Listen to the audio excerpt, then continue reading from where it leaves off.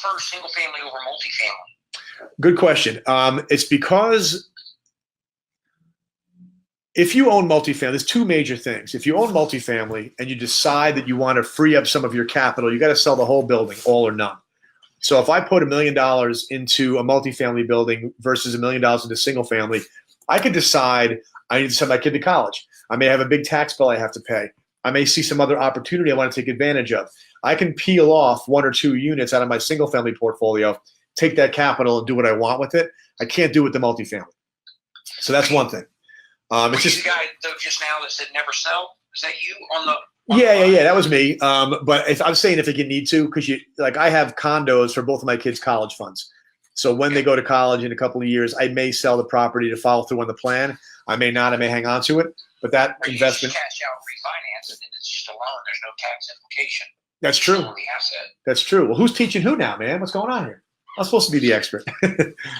Kidding. No, it's good stuff. Now with like a dozen single family properties in Houston, I'm refinancing because interest rates just dropped. I'm gonna be able to pull out $250,000 tax free. Yep. And my payment is not going to be that much more, about $800 a month more. But I got that sitting in the bank, ready to jump on like a deal in Huntsville. Yeah, that's great. So yeah, you could cash out, refi a multifamily building also. The other thing that I like about single family, I appreciate you bringing that point up because you're right. We want to give the well-rounded advice here, and that is, if you want the capital, need it, you can refinance and pull it out.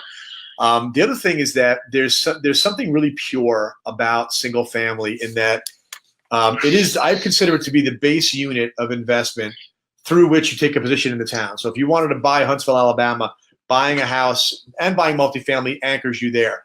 But with multifamily, if there's some time in the future where you think it's the right time to sell, you decide you do want to sell it, you got to find somebody who thinks it's the right time to buy. And it might be that for reasons related to not just pure population growth, but something else might be going on where it might be harder to find a buyer of the multifamily.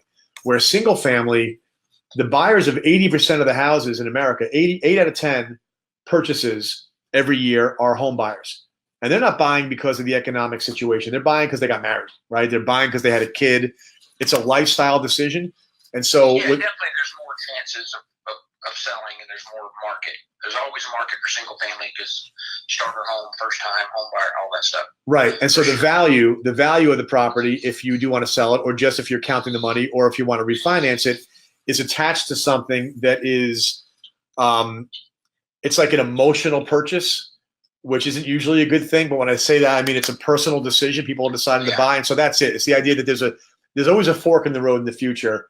Whenever you want there to be, do I sell this property or is the value of this property being supported by investor interest? In the case of single family, it's usually supported by home buyer interest.